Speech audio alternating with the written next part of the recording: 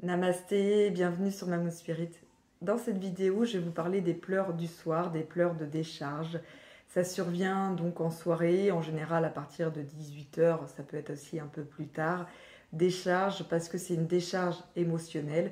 Les bébés, leur seule façon de s'exprimer, c'est de pleurer.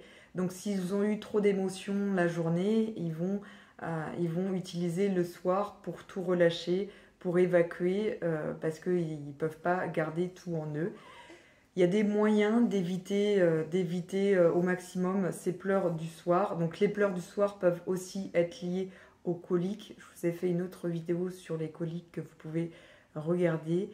Mais si c'est pas ça, c'est souvent lié à un trop plein d'émotions.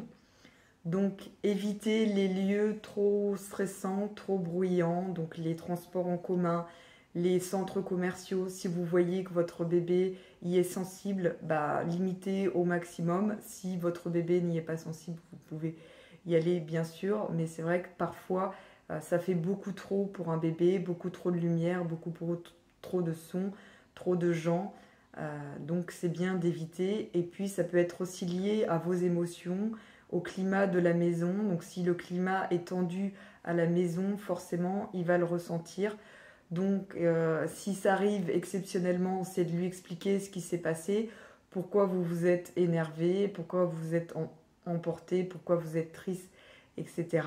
Et puis si malheureusement c'est quelque chose qui revient trop fréquemment, essayez de trouver une solution pérenne pour votre maison, parce que vraiment ça va impacter votre bébé et voilà, et c'est vraiment pas bon pour lui.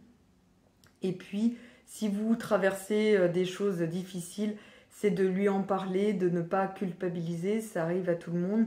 Mais si vous lui expliquez régulièrement tout au long de la journée que cela n'a rien à voir avec lui, que vous êtes triste, que vous êtes en colère pour telle et telle raison, et bien lui, ça va lui permettre d'évacuer et de comprendre également. Il ne faut pas croire, les bébés comprennent. Et puis enfin, un bébé a besoin qu'on respecte son rythme, qu'on respecte quand il a envie de dormir, quand il a envie de manger. Donc d'être attentive à lui, à ses besoins, de ne pas le laisser pleurer la journée comme ça tout seul.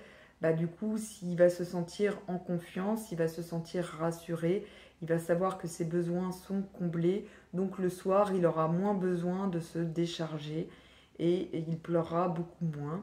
Et puis si ça arrive quand même, vous avez des techniques aussi pour le soulager, pour qu'il se sente entouré dans ces moments-là. Donc c'est bien sûr de rester avec lui.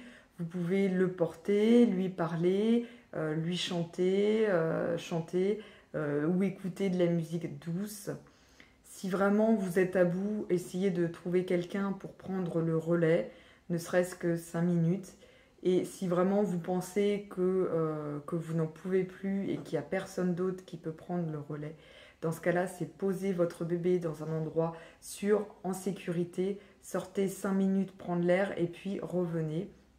C'est important de ne pas secouer un bébé et de rester le plus calme, le plus serein possible, puisque forcément il est calqué sur nos émotions, donc il va ressentir tout. Moi, mon aîné avait souvent des pleurs de décharge, donc c'était lié aussi aux coliques. Je faisais ce que je peux, mais c'est vrai que des fois j'étais pas toujours zen, j'étais pas toujours aussi sereine qu'aujourd'hui, et je vois la différence.